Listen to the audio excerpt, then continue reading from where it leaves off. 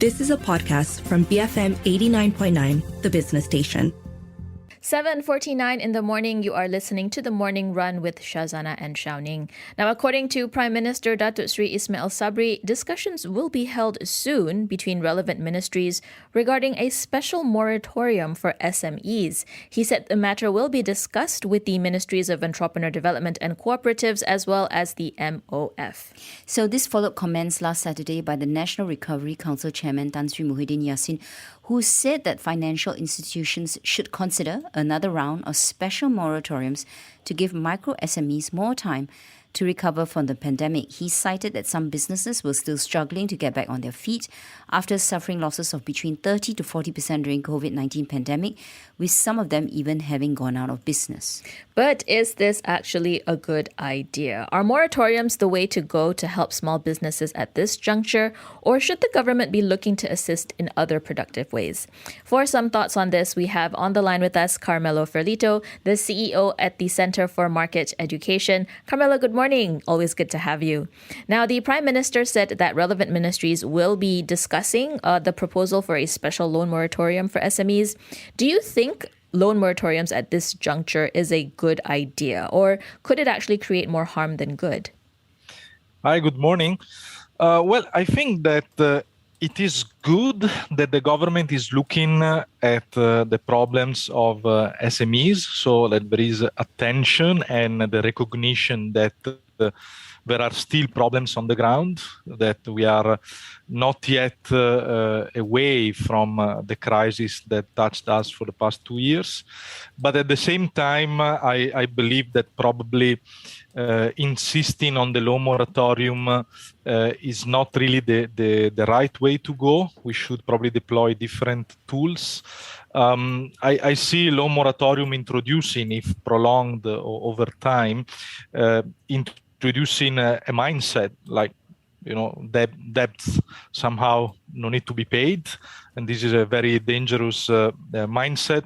At the same time, it doesn't play in favor of reducing inflationary pressures because it maintains it helps to maintain an excess of quantity of money into circulation.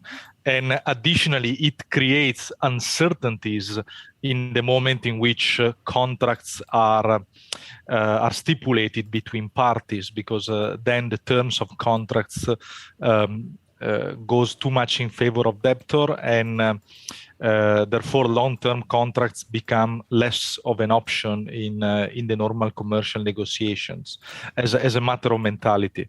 Okay, Carmelo, I'm going to wear my capitalist hat for a moment. Do such moratoriums actually just prop up what some people will say are zombie companies that should actually just go out of business? Well, it's complex. It may help companies that eventually really need that help. It may help at the same time, like you said, keeping alive zombie companies. It can create effects on banks, obviously, because we never look at the side of the creditors in this case. So, as I mentioned also in the occasion of past loan moratoriums, probably at this regard, a more targeted approach should be incentivized, whereby the banks decide case by case with their customers, eventually a process of restructuring their debts, knowing also which companies are indeed zombie companies and which ones instead just need a little bit of push to go back on track. And in this case, there is no interest in the bank either to strangle the company. So I think that the banks and their customers are a better position to have a case-by-case approach to the matter. Carmelo, recent figures showed that Malaysia is at a record level when it comes to retail spending. I think we're up some 63% in Q2. So this would indicate strong consumer confidence. If consumption isn't really the issue, what do you think are the challenges faced by small businesses today? First of all, we should take these numbers also with a little bit of prudence, in the sense that numbers in terms of increase or decrease are always based on a baseline. So Malaysia was the only country in lockdown last year in Q2 and Q3 regionally, or one of the few. So obviously now that the economy restarted is recording stellar performances, but because the baseline was very low. So we should read also the numbers at this level. Secondly, SMEs do not only work for producing goods that are directly destined to the final consumers. They also work as a bigger part, as a part of a bigger supply chain. So I think that where they struggle is probably in getting back on track in the structure of the supply chain, because in this recovery we are experiencing investments are the parts that is still struggling the most, and therefore if bigger companies do not invest, do not grow, also the smaller pieces of that supply chain suffer as a consequence. Okay, so Carmelo, let's talk about those companies which probably just need a little bit of assistance to get back up on their feet. What do you think they really want? Aside from, of course, everybody doesn't want to pay off their loans, but realistically, what other initiatives should the government consider to help these businesses recover? I think that we could act mainly on two lines. One is on tax incentives. So try to figure out something with the next budget in terms of schemes or exemption of tax and etc. And the other is, and I think I'm not the only one saying this, is the labor crunch. So there is an issue with accessing the labor market that is making difficult for many small and medium enterprises to get back on track. Because I know that many in these cases talk also about the opportunities for this digitalization and automation, but we have to be very careful in analyzing this, because digitalization, automation, technical progress are possible when certain economies of scale are present. And in the case of micro businesses or small businesses, this is not often the case. So solving their labor issues, I think, would be definitely the way to go, together with tax incentives. I'd like to get your thoughts on how the government has been communicating its policies, Carmelo. We have seen how small businesses recently complained about the recent Bank Negara decision to increase the OPR, saying that it will burden borrowers and cause revenue problems.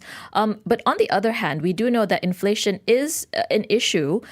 So how should the government reconcile this divergence? What kind of balance do they need to achieve? But being the government, the one that created inflation, is not well positioned to convince the public that they are serious in fighting inflation. This is my little take on the issue. But obviously here, again, we can't break our legs and hope to get back and running in a matter of few minutes. Yeah. So the legs have been broken. And 1.5 years or 2 years ago, when policies were implemented that would have been created inflation, there was nobody except a few economists telling that policies would have been created inflation. Not the opposition, not the businesses, but inflation was about to come and was predictable. Now it has been created, and it is very painful to get out of it.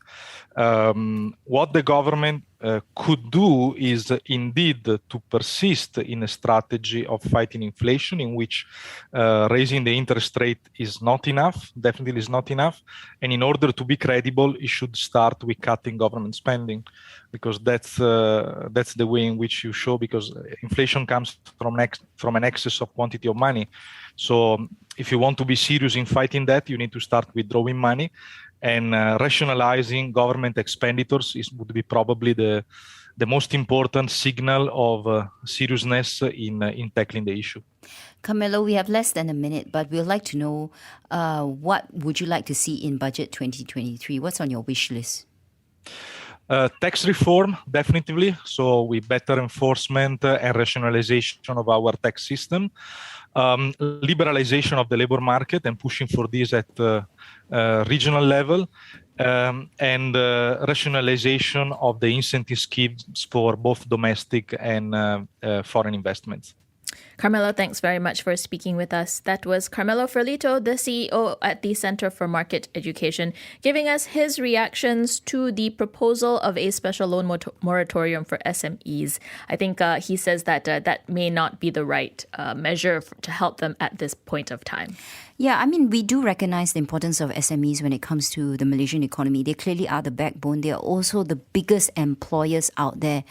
But the thing is, if you're still struggling after 3 years, 3 years into the pandemic, and we have already reopened our economy, things are chugging along, and you still need a loan moratorium, I have question marks about the viability of the business, whether that business you're in is in a structural decline. And yes, it may be an unpopular thing to comment on, but not every business is going to survive, right? And the question then is, are we then throwing good money after bad?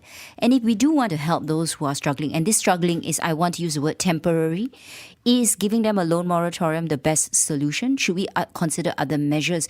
Maybe a form of subsidies, maybe a tax benefits, maybe looking at the respective businesses to understand why they're failing in the first place. Could it be the fact that they're not reaching the audience that they need to? Could they need help in terms of transforming into a more digital platform, for example, rather than just a blanket loan moratorium? I agree. And Carmelo did also say that loan moratoriums do have that unintended effect of giving the impression that you don't have to pay back your debts, which is not good for any business. And sometimes it creates inflation, right? That's what happens, what we see happening in the United States. It is 7:59 in the morning. We're heading into the 8 a.m. news bulletin. And then after that, on the Breakfast Grill, Keith Kam will be speaking to Victor Sim, the managing director of Tyson Foods Malaysia. Stay tuned. BFM 89.9.